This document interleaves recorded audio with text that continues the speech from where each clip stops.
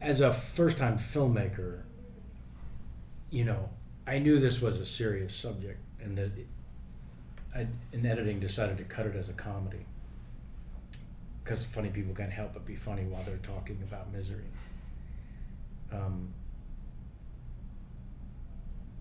But at no point did I see a deficit from they're too familiar with me. Again, drawing from the chat show experience and booking that and figuring out when during the conversation to make it a little more pointed. How long does it take to relax people and loosen their sphincter to speak openly and honestly? That was so important that I'm using that, I guess, as a rationale as to why I never stopped and thought, well, if they're too familiar with me, it might be detrimental to the truth. And the notion there, do you have to be miserable to be funny becomes the third act. First two acts, getting to know these people and their travels.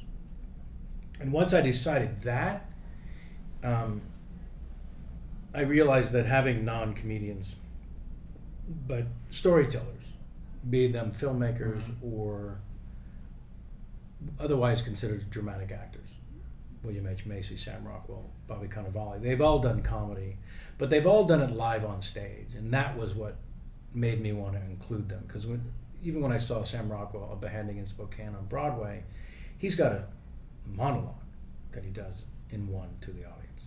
So you just know what it's like to stand on stage naked and try to elicit laughter from strangers.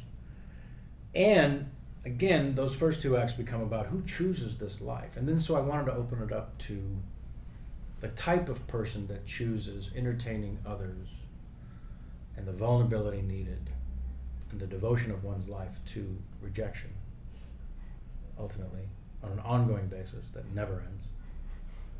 Certainly the sense memory of it is at the ready, and the potential for it at any given moment, including right now, is available.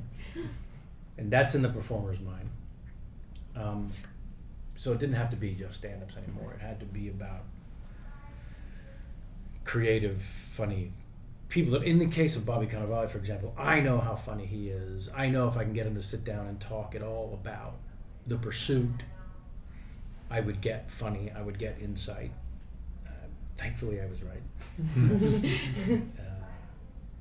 And Jimmy Fallon had just finished, sometimes on Thursdays, talk shows, do 2 shows back to back to take Friday off. He had just finished 2 shows back to back before he sat down with us for an hour and a half. It was ridiculous. Truly. And also just to give some of the better insights in terms of it being a drug and what it really means and how we collective move to one part of the party as a group. So yeah. See? Moments where I did include my own voice was when I'm talking about how war stories, not from sharing a foxhole, but rather from a sniper, and you see that turn in Greg Proops' face, who's so articulate and intelligent that he's named his own podcast the smartest man in the world. And you see that turn on his face from a person listening to a person who dialed in an instant to the truth. It was important for me ultimately to learn from everybody else's views on it the way that the audience would. One of the reasons I also took myself out of it, so that I could be the audience, so that when I got to editing, I could look at it and think of what was relevant and the flow from the audience's standpoint. So as the audience, I'm learning about these individuals all throughout the interviews. Because, it turns out we're all just snowflakes. And there is no correct way to do it, just the one we choose. And all these people chose their own path, suffered their own misery, found a way to articulate it or not. And they're so different from each other. So if there's any connective tissue along the way, then we see, so the profession binds them. Their experiences are going to be completely different. And then that's true to any profession. I think it's the same way that misery is the human condition. Will always also, it's very human to enjoy misery of others, and I think that's just the base saying, misery loves company. So, yeah, it's a given. And then I think for the comedian or the screenwriter or the songwriter or the painter, or any artist, you just have to figure out a way to articulate the misery so that it's entertaining or enlightening. But a painter works in a vacuum and then sends it out and might not necessarily need the attention that the performer needs. In the film, one of the few times also that you hear me speak is when I need to point out the "hey, look at me" disease. No. You know, I don't know that I was the first to call it a disease, but it is one. Children suffer from it because they're children, right? Yeah. But really, organically, what that means is for food, for please remove the shit from my ass, from, you know. Keep me alive. Yeah, it's genuine, organic need for attention. Then they realize shortly thereafter to manipulate by crying. I can get picked up and held. I like the way that feels. Where the hell is that nipple? And then it slowly becomes a little more self-serving when you are fully aware, just as aware you are that life ends for everyone. And when that happens for a child, you are aware that if you do this or that, it will elicit attention. All right, great. But then I make the argument that adults clearly suffer from "hey, look at me" disease. Otherwise, Facebook isn't a multi-billion-dollar business. Right. You're not someone until you have a page.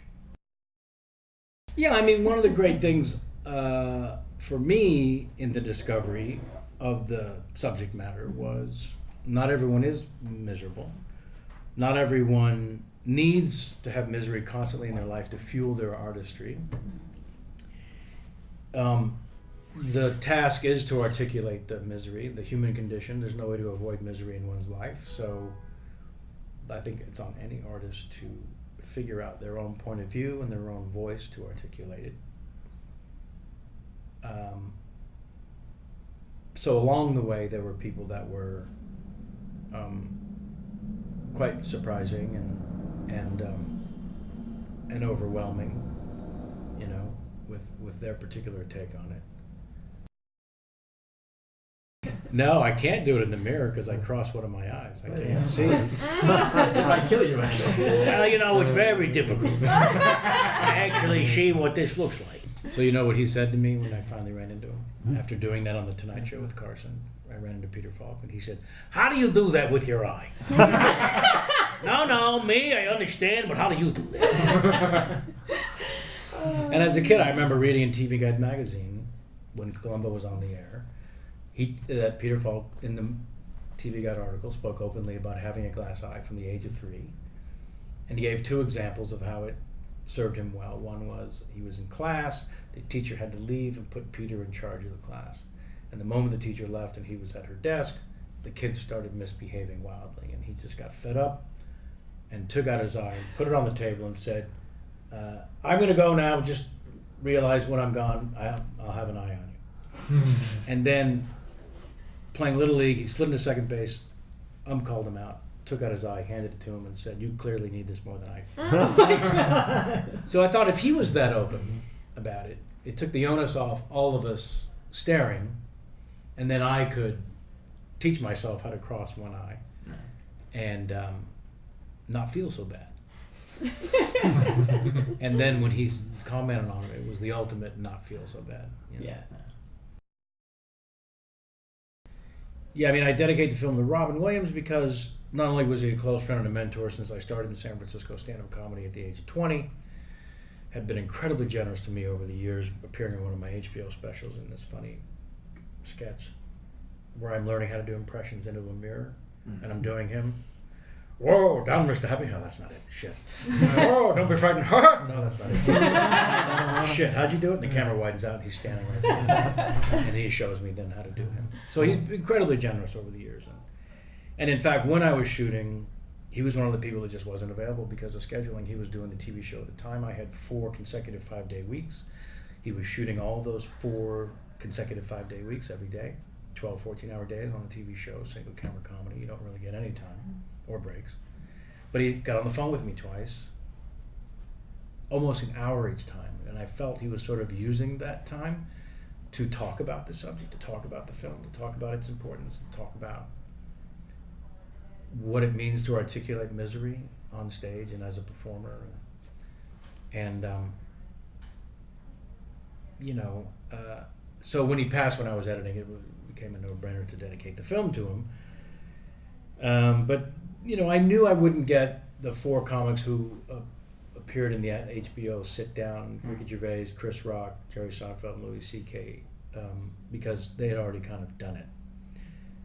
Jerry even emailed me and said, I'm pretty talked out on comedy, given his own documentary, and then of course Coffee with Comics and Cars. Yeah. But mostly it was a scheduling issue for a lot of people. And when we started shooting, we had 25 people locked in. I booked everyone, as I said, and whoever was available is who we got. And then people kept saying yes during those 4 weeks. We kept slotting them in until ultimately we had over 60. So that was an insane good fortune.